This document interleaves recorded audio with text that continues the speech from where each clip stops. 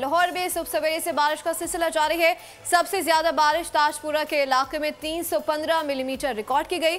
इस हवाले से मजीद जानते हैं नुमाइंदा बोल न्यूज़ अफजाल अब्बासी से। जी अफजाल।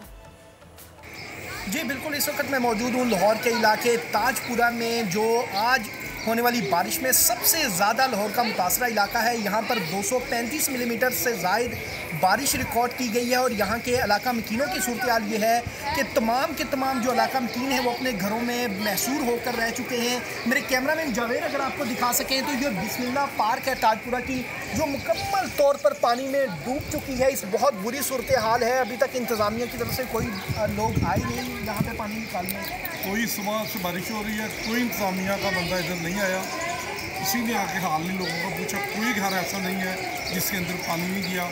लोगों का लाखों रुपए का सामान जो है वो गाया हुआ है। इलाका मकीनों का कहना है कि वासा की जो इंतज़ामिया है और जो वासा के हुक्काम हैं उनके सिर्फ दावे जो हैं, वो बातें जो हैं वो दावों तक महदूद हैं। अमलन यहाँ पर पानी जो है वो पार्क में 6-6 फुट और सड़कों पर जो है वो 3 फुट से ज़्यादा पानी जमा है।